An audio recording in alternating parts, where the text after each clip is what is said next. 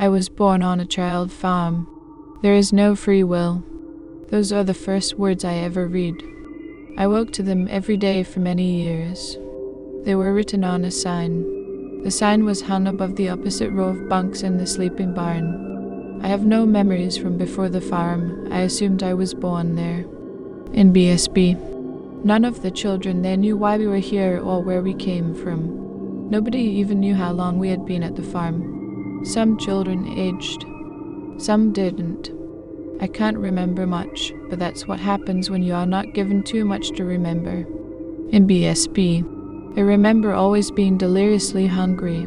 We would be fed 3 small meals a day, but before everyone, Headmaster Zinon would make us watch and sprinkle a few drops of clear liquid from a label-less brown bottle on the food. Then he would serve behind a steel door and slide out each meal through a window so you never knew if your meal was poisoned. Most of us danced around the edges of their food. Nobody was eager to dive in, not when we had seen a dozen kids turn blue and die in front of us after picking the wrong meal. Several of us rarely ate the food. I never ate from my plate. I would scavenge what little clean scraps there were in the garbage. I ate fork crows. They are just as disgusting as saying implies, and I would go full Renfield and eat flies, ants, dandelions, cockroaches, clovers, pillbugs. Anything living and somewhat edible. I would keep the spiders. I had a special place for those. In BSB, the 20 boys and 30-odd girls worked the fields that provided all the food to our farm, a crumbling wood compound fenced by tall barbed wire and the surrounding woods. Past that, the wilderness. Even though there wasn't spotlights or guards, the farm was much more inescapable than a prison. In BSB, every few weeks Headmaster Zinon would take the newer 100 of us to the edge of his farm, where he would blow a strange brass whistle. Bloodshot German shepherds sprang from the underbrush as if they had been waiting for his call, mouths foaming as they gnashed their teeth on rusted barbed wire, threatening to break in and chew us alive as the headmaster coldly smiled and spoke with a voice that sounded like gunshots fired far away. In BSB, they are all guard dogs gone rabid. I have learned, through one of you, how to train them so they only obey me, and if you run, it will kill you, or make you wish you stayed here with me. In BSB, the farm never had answers. Very few people came. The red delivery trucks, a prison bus, a black-tinted window Thunderbird that made a powerful turbine roar, as if rocket engines were installed under the hood, and they only dealt with the headmaster. The only person to leave with the driver of the Thunderbird. In BSB, there was a rumor that we were not real kids at all, that Headmaster Zinon was a demon who crafted us all from blood and ash. We never dared speak to the headmaster, and asking a question was ludicrous, as a question would mean a touch from his hard, cruel hand, and hand that made the surrounding air a pincushion of pain that would sting your skin even if his hand grazed yours. In BSB, but above the poisonings, back-breaking labor and cleaning, scavenging for food, and never knowing a single day what was going on, we feared the nights worst of all. Being exhausted from working in the fields all day wasn't enough to overcome the fear to sleep. When it was darkest and the air had fallen still, we would hear the headmaster's creaking footsteps just appear in the center of the drafty barn without any kind of warning. Sometimes we would hear him walk on the roof, up the walls, on the ceiling. I can still hear his breathing if I close my eyes, that sick pig's wheezing agonized breath that sucked air in and out in a guttural exhaust. The breathing and the footsteps would circle and circle until he heard someone cry. That's when the Taken would give one last cry before they were gone, along with the headmaster.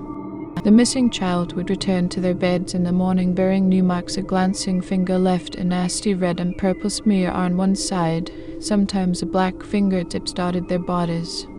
We would never say anything about these marks to anyone. We were always afraid the headmaster would hear and give us matching marks to boots. In BSB, sometimes he would touch you with his entire palm, leaving a wrinkled imprint as raw and painful as hot iron brand. I had a few marks as well, but I considered myself lucky that I only had a few marks, as far as I could tell. In BSB, I was one of 4 boys and 5 girls who cleaned the headmaster's home, the farmhouse. I cleaned the bathrooms and emptied out the shit cisterns by slop bucket and rope.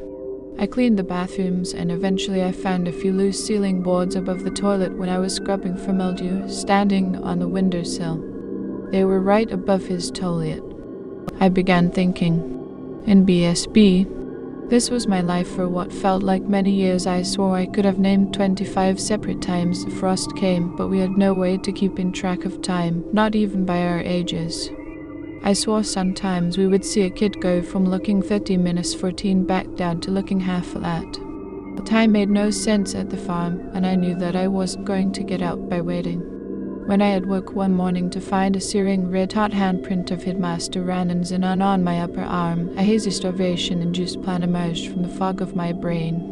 In BSB, I went to the special placebidus cisterns, where I had kept every black widow spider I had come across. I kept them behind a false brick on the side of the farmhouse, where I had once collected 8 of them and discovered that black widows were cannibalistic when grouped together. Only the strongest survived. I kept hosting tournaments until 108 black widow spiders were reduced to 26 of the most toxic, twitchy and bite-crazy widows you never want to meet. I was bitten only twice, and came very close to an agonizing death both times. I knew one bite wouldn't do a monster like Xenon in. I was ready to enact the last stage of my plan when everything changed on a cold day in early December, when a helicopter as black as the Thunderbird made a couple of low circles over the farm. In BSB, Rannon Xenon went insane. He poisoned half of the meals the day after the helicopter came, and after breakfast he took us all outside to form a queue outside the chicken slaughterhouse. When he began leading us in one by one, a few joined me and ran.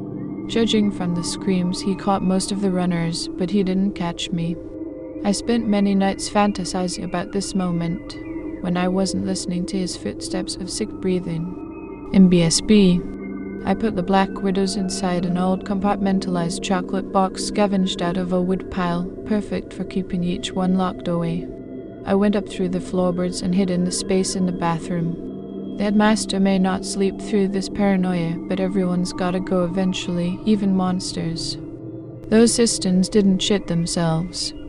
In BSB, it was dark by the time that he arrived with his candle. The sound of him pulling down his trousers and his simultaneous grunt masked the sound of me moving the planks above him aside and pulling the lid off the box of 26 nightmares, showering the headmaster with ravenous, crazed gladiators. My beauties began biting the headmaster as soon as they landed.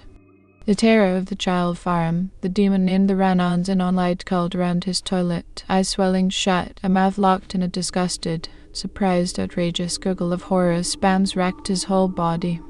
Before his eyes swelled completely shut, he saw my small 7-year-old face peering down the hole in the darkness. The missing child. The headmaster began to cackle. In BSB, I knew this could happen. There's no free will. It's fine. I lived 10,000 years already. I lived your happy summers, wonderful marriages, fruitful successes. Your life was beautiful beyond compare. That's why he smashed a few spiders scuttling around his face, but I could tell he was fading fast. You and I are ghosts nowhere his last intelligible words before the headmaster's breathing stopped.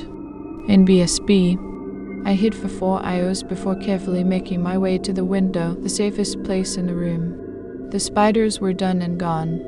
In BSB, the chopper returned with a convoy of armed men right before sunrise. I was the only survivor of the farm. The captain of the operation was a man named Clinton Moxley, chief field investigator for the Secured Bureau of Reclamation. He adopted me, and I took his last name. He was the one who named me Howard. He even said I knew him from afore. He also said he was able to find me Deutotrysus injected into me before I went. I never knew I had them. In BSB, I told my father what little I knew. He corrected me on a few things. In BSB, he chooses victims who had good lives. Me father would explain as he would tuck me in. His existence is the greatest evidence that time is a physical dimension, something that exists and can be crafted and stolen. He lives your years in just a few seconds. We believe he is responsible for over 100,000 homeless children across the world, another young human with a frail, old used-up timeline. In BSB, I asked the only father I knew why he adopted me. He brought me to the master bathroom's dual mirrors and told me to take off my shirt. In BSB, because I owe you. You were an old man once, Howard. You were my partner within the bureau. When you were sent into the farm by yourself to try to shut it down. I will make sure you will get the help you need to remember. I had hoped that you would remember something about your past on your own, but I see the headmaster got to you too. I look behind me, using the set of mirrors to see my own back for the first time and seeing it covered in handprints. In BSB, that was many years ago. True to Headmaster's words, I had been a ghost among the living since then. It's been hard even sleeping, especially now. In BSB, for the past few nights, I have heard both the headmaster's footsteps and rasping breath next to my bed. My father never said they found the headmaster's body. I know he wants me his farm back. He wants me back, he wants all his children back.